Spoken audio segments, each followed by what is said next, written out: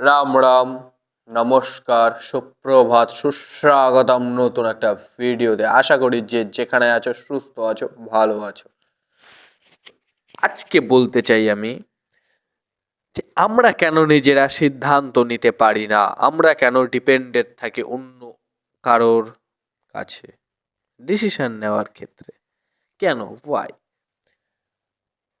আমরা সব সময় আমাদের জীবনে একটা সমস্যা আসলে হঠাৎ করে কেন আমরা চলে যাই তার কাছে, যার কাছে যাওয়াটা উচিত নয়, এবং তার কাছ থেকে ডিসিশন নেওয়াটা তো একদমই উচিত নয়, কিন্তু আমরা তাও তার কাছেই কেন বারবার যাই ডিসিশন নিতে। এবং সে ঠিক বলছে না ভুল বলছে সেটা তো আমার বিবেচনা করার ক্ষমতাই থাকে না তখন। তারপর আমরা তার কাছ থেকে পরামর্শ নিই এবং সেই পরামর্শ মতো আমরা পা দিই আগে। কেন দেবো? কেন দেবো? হ্যাঁ, তখন আমি পরামর্শ নিতে পারছি না, নিজেকে একটু টাইম দিই রিকভারি করার জন্য। রিকভারি করে তারপরে আমি নিজের পরামর্শ নিজে নিই। হ্যাঁ, হয়তো আমি তার দৃষ্টিকোণ দেখার জন্য তার কাছে আমি যাচ্ছি, তাহলে ইটস ওকে। তার দৃষ্টিভঙ্গিটা কি এই টপিকের উপরে, বা আরেকজনের কাছে গেলাম, তাকে বলে দেখলাম এই দৃষ্টিভঙ্গি, তার দৃষ্টিভঙ্গিটা কি আমার এই টপিকের উপরে, তাহলে আমি কি ধারণা পাবো কি কে কিরকম ভাবে দেখছে। হ্যাঁ, আমি একজনকে বলে তার কাছ থেকেই ডিসিশন নিয়ে চলে আসলাম এমনটা নয়। ওকে এক্সপেরিমেন্ট করতে হবে যে কার কিরকম দৃষ্টিকোণ এখানে। তারপর লাস্টে নিজের তথ্য রাখতে হবে, নিজের ওপিনিয়ন রাখতে হবে, তারপরেই তুমি কিছু করবে। তুমি অন্ধভক্তর মতো অন্ধবিশ্বাসের মতো তুমি তার পরামর্শটা মেনে নিয়ে যদি কোনো একটা পদক্ষেপ নেও ভাই, তাহলে তুমি পস্তাবে। আর ভবিষ্যতে তুমি যদি পস্তাও তাহলে সারা জীবন একটাই কথা বলবো, ওর পরামর্শটা যদি না নিতাম তাহলে আজকে এরকমটা হয়তো হতো না। এই কথা থেকে বাঁচার জন্য তুমি নিজের পরামর্শ নিজে নাও। যদি ভুল হয় তো ভুল, নিজের দোষ। যদি ঠিক হয় তো গর্ব করো নিজেকে নিয়ে। So that's it. এটাই আমি বলতে চাই। পরামর্শটা নেওয়া উচিত নিজের। পিতামহ ভীষ্ম কখনো নিজের জন্য নিজে পরামর্শ নেয়নি, সিদ্ধান্ত নেয়নি, তাকেও চালিয়েছে। এর কথা শুনেছে, তার কথা শুনেছে, নিজে কোনো ডিসিশন নেয়নি।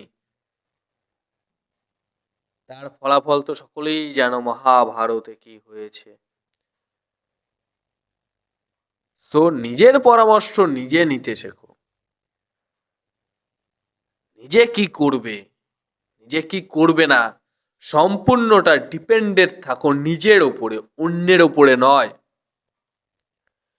তুমি যদি ডিসিশন নেওয়া শিখে যাও, তাহলে তুমি জানো না যে তুমি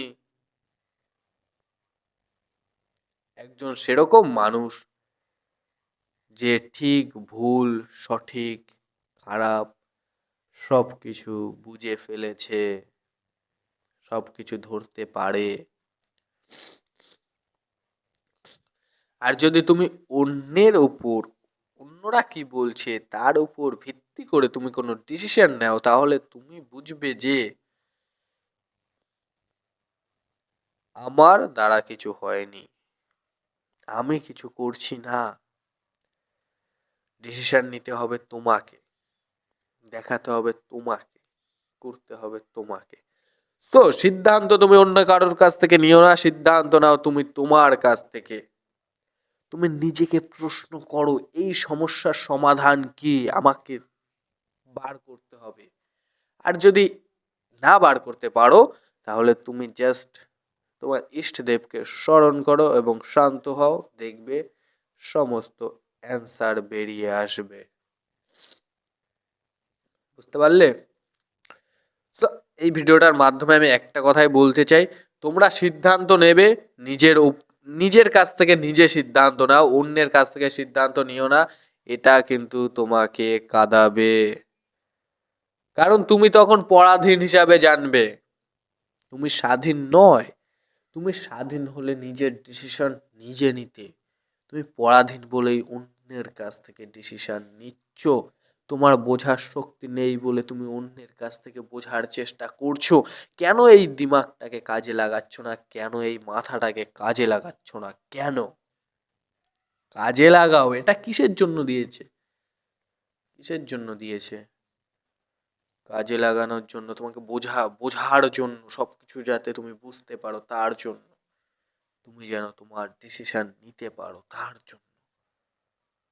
সো সেরকম স্টেজে পৌঁছাতে গেলে ছোট ছোট ডিসিশনগুলো নিজেকে নিতে হয়, তাহলেই তুমি একটা সময় অনেক বড় আকারের ডিসিশন নিতে পারো এবং সেই ডিসিশনটা সঠিক রূপে প্রাধান্য পাবে। তুমি যদি কোনো ডিসিশনই নিতে না পারো তাহলে কি হবে? তুমি সারা জীবনেও কোনো ডিসিশন নিতে পারবে না। তুমি সব সময় পরাধীন থাকবে, কারোর উপর ডিপেন্ড থাকবে। সো এখন থেকে কি ডিসিশন তুমি নেবে নাকি অন্য কেউ নেবে, এটা আমি তোমার উপর ছাড়লাম। তুমি যদি নিজেকে স্বাধীন মনে করো তাহলে তুমি নিজের ডিসিশন নিজে নেবে, তুমি পরিস্থিতির বুঝে ডিসিশন নিজে নেবে। আর যদি তুমি নিজেকে পরাধীন মনে করো তাহলে তুমি যাবে তোমার দিদির কাছে, যাবে তুমি দাদার কাছে, তুমি যাবে তোমার বোনের কাছে, তুমি যাবে তোমার বাবা মার কাছে, তুমি যাবে তোমার বান্ধবীর কাছে, যাবে তোমার বন্ধুর কাছে ডিসিশন নিতে। আর এটার লক্ষণ হচ্ছে কি তুমি পরাধীন, তুমি বোকা, তোমার মাথায় কিছু নেই, তুমি বোঝো না। তুমি যদি একটা তোমার নিজের সম্পর্কে ঝামেলা নিয়ে যদি তুমি যাও থার্ড পার্সনের কাছে জিজ্ঞাসা করতে, তখন সে কি বলবে? সম্পর্ক ভেঙে যাক, সে কখনো বলবে না সম্পর্ক গড়ে উঠুক। বুঝতে পারলে? তোমার ফিলিংসের দাম থাকবে না তার কাছে, যে এত বছর তুমি কিরকম ফিলিংসে ছিলে। সে শুধু একটা কথাই বলবে, ছেড়ে দে, ভালো লাগছে না চলে আয়, যা চলে যা, তাকে ছেড়ে দে, আরো আসবে অনেকে। এরকম কথা শুনবে তার কাছ থেকে।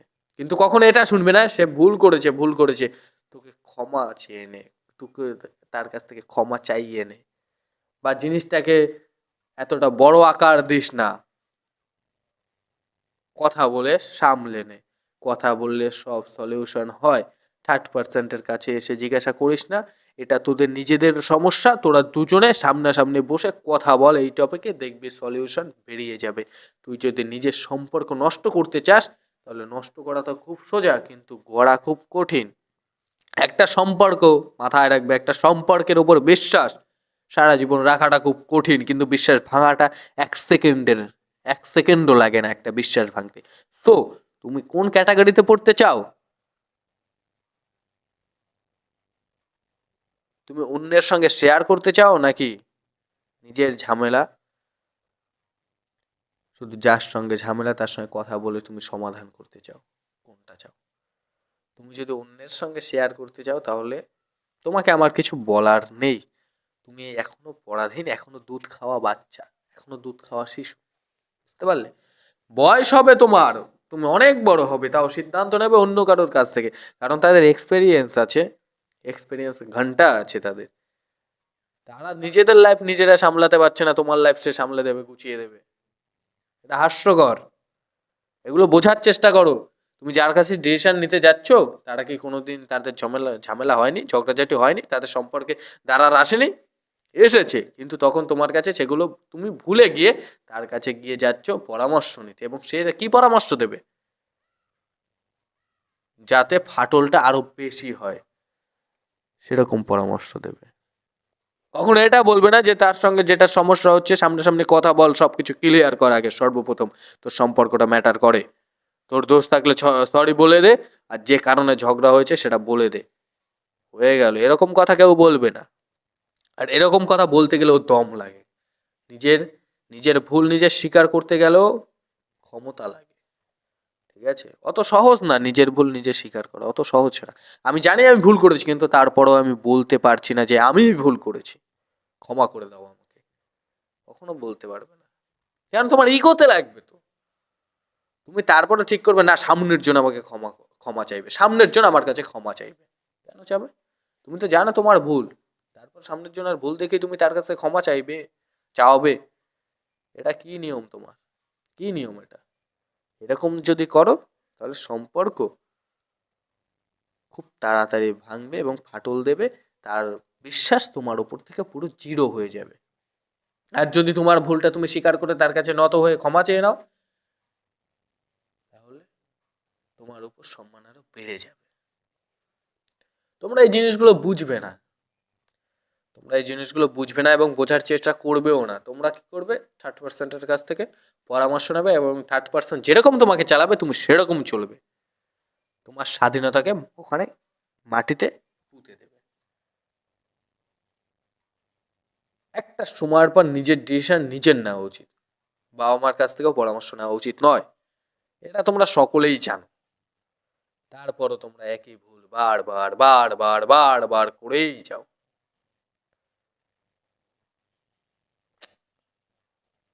ডিসিশন নিজে নাও, নিজের জীবন নিজেকে মানে বাঁচতে হবে।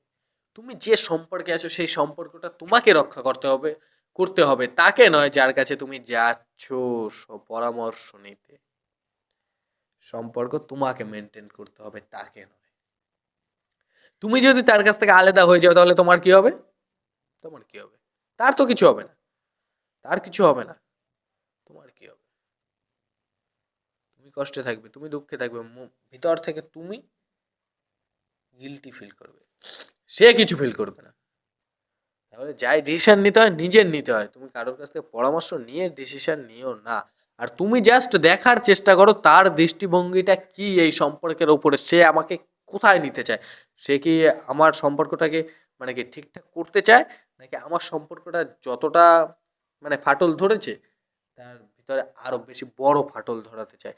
এই বুদ্ধিটা, এই ভাবনাটা তখন রাখা উচিত, সব সময় রাখা উচিত যখন তুমি কোনো একটা ব্যক্তির কাছ থেকে পরামর্শ নিতে চাইছো।